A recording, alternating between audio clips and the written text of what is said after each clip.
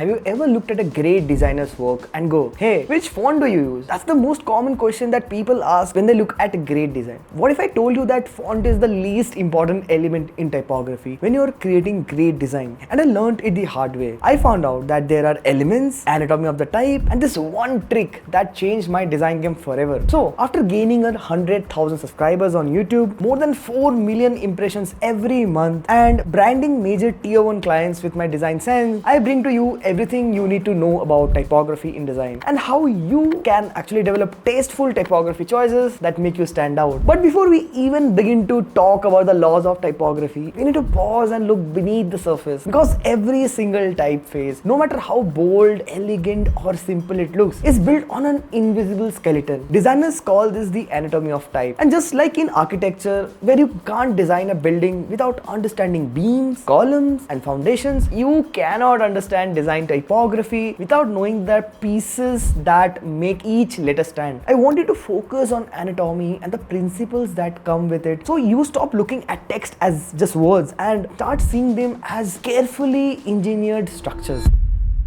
The core parts of anatomy consists of, first, the baseline. I want you to imagine the baseline as the invisible floor that every letter rests on. It's the horizontal line that gives stability and uniformity. If the baseline wobbles or shifts, the entire word feels like it's floating in midair or slipping apart. Above the baseline is the cap height, which you can think of as the ceiling of the room where all capital letters live. It determines the height of the letters like H, I and T. And if this ceiling is inconsistent, your uppercase letters stop looking authoritative and start looking messy. Between the baseline and the midline sits the X height, which is the height of lowercase letters like X, A, E and O. The X height is the torso of the alphabet, the body that carries the most visual weight in your text. Some lowercases like B, D, H and K reach upward beyond the X height. Now these upward strokes are called ascenders, and they are like arms stretching above the torso. On the other side, letters like G, P, Q and Y reach down below the baseline. These tails are called descenders, and they act like legs anchoring to the alphabet. Next, counters. Inside many letters, you will find hollow spaces such as the round area inside an O or the enclosed loop inside a B or D. Now these spaces are called counters, and they are the lungs of typography. Just as lungs allow air to flow, counters allow light and breathing room inside the letter. Apertures. Finally, some letters like C, E and S have open shapes rather than closed loops. These openings are called apertures, and they are like open mouth. A wide aperture creates clarity and friendliness, while a tight aperture makes the letter feel closed, tense and harder to read at small sizes. Now that we have taken apart the skeleton of type and looked at every component that holds it together, we can finally talk about the living rules that animate this skeleton. I call this the 5 laws of typography, and the 5th law is what changed my design tactic. First up is legibility, or how I would like to put it, the clarity of character. Legibility is the ability to instantly recognize one letter from another. It happens at the character level before you even begin to read a word. Think of it more as a symbolic association of characters rather than characters having meaning. For example, think of road signs when you are driving at high speed, when you don't have time to decode fancy swirls or squished letter forms. The letter or the road signs must communicate in a fraction of a second of the danger ahead. Now this clarity is vital and should instantly strike the eyes. Good legibility depends on open apertures, clear counters and balanced strokes. For example, the lowercase a in Helvetica is designed to be neutral and instantly recognizable, while in some decorative typefaces, the same letter can look like an alien symbol. The more you compromise legibility for style, the harder your reader has to work, and attention is a currency you cannot afford to waste. Once the brain instantly recognizes a character, we work on the second law, the readability, or what I like to call the law of flow of words and sentences. If legibility is about recognizing individual letters, readability is about whether your audience can glide through a sentence without friction. Now this happens at the paragraph level, where rhythm and spacing matters more than letter shapes. Imagine running down a staircase. If each step is the same height and evenly spaced, your body finds a rhythm and you descend smoothly. But if some steps are taller, some shorter, you trip. This is what happens when line length is too wide or too narrow, or when line spacing is too tight or too loose. The eye loses the rhythm. The golden rule is to keep the line length between 45 to 75 characters, use line height around 1.5 to 1.8 times the font size, and make a body text no smaller than 16 pixels on screen. Now these are not arbitrary numbers. They are tuned to the way our eyes scan across the lines of text. Break them and reading becomes a chore. Follow them and text flows like music. Now the law 3 is about hierarchy or the visual order of attention. Hierarchy is what tells the reader where to look first, second and last. Without hierarchy, every word shouts the same volume and the reader walks away because it's too exhausting to decide where to start. Historically, designers create hierarchy through size, weight, color and spacing. The goal is to create one unmistakable entry point, the headline, the main actor on the stage, and then guide the eye naturally to the subheads, captions and details. Think of hierarchy as stage lighting. The spotlight always lands on the lead actor while supporting characters stand in softer light. If you light everyone equally, the audience does not know who to focus on. Now, great typography makes sure the spotlight falls where it matters the most. And once you have the hierarchy in place, you want the structure to be in place. So law 4 is about alignment, or the structure that holds everything together. See, alignment is the invisible scaffolding that keeps text stable and professional. It is not just about where the text sits on the page, but about whether the structure feels deliberate. Left alignment is the most natural for the body text because it creates a straight vertical anchor that the eye can return to after each line. Center alignment looks pleasing for short quotes or single headlines, but becomes chaos in long passages because the eye has to research for the start of every line. Right alignment is rare. It creates tension and imbalance, probably useful only for specific artistic purposes. Finally, the one law that changed my process in typography, the consistency, or what I believe is the system that builds trust in the viewer's headspace. Typography is not about one beautiful poster. It is about a system that works. Hundreds of designs, web pages, apps, billboards, videos, presentations. Consistency means defining roles for each style, headlines, subheads, body captions, and taking them with design. Now, Nike has been using Futura Bold for decades, not because they could not afford to experiment, but because consistency builds recognition. When you see Futura Bold in caps with the words "just do it," you don't think about fonts, you think about Nike. Now, this is the power of consistency. Think of consistency like a sports team wearing uniforms. If each player showed up in a different colors, you would not even know which side they're on. Uniforms build identity, and consistency in typography does the same for brands, creators and designers. So, if you're starting out with typography, you need to keep in mind the anatomy of a font. The baseline, the cap, the X height, the ascenders, the descenders, the counters and the apertures. Remember, they're very important when it comes to handling elements in design. And when it comes to the law to hold this together, you need to focus on the instant recognition or the legibility at the character level, the readability or the flow of the sentence level, the hierarchy or the visual order of the message, the overall alignment or the structure of the story, and the most critical aspect, the consistency of the elements that hold the story together. And once you have this together, you can for sure better tell stories through your typography. So if you feel I'm helping in your growth, I will come with part 2 of typography to bring you even deeper insights into how I turn typography into best performing assets in my design skills and how you can too. So subscribe. By the way, I also run a Discord community of the top 1% of video editors and motion designers. So if you wanna be in that top notch 1%, the link is in the description. It's free for now. So I won't recommend you to wait till the next video. Peace out.